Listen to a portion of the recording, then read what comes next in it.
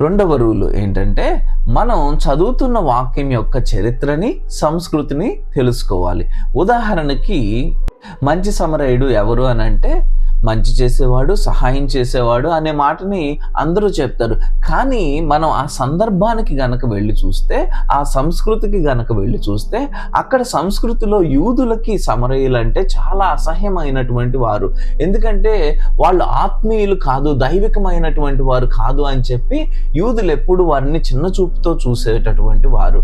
వాళ్ళు శత్రువులుగా వీరిని భావిస్తారు. అయితే అటువంటి సందర్భంలో యేసుక్రీస్తు యూదులకి ఇదిగో ఒక మంచి సమరయుని కథని చెప్పారు. ఒక యూదుడు అక్కడ దెబ్బలతో పడిపోయి ఉంటే ఎవరు కూడా పట్టించుకోలేదు. తమ తోటి యూదులు పట్టించుకోలేదు.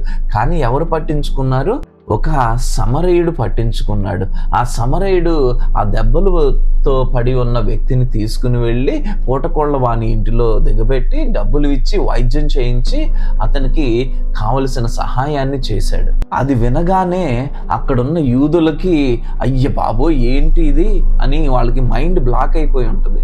ఆనాటి సంస్కృతి తెలిస్తేనే మనము ఈ మంచి సమరయుని కథలో యేసుక్రీస్తు ప్రభువారు యూదులకి ఏం చెప్తూ ఉన్నారో మనం గ్రహించుకోగలం.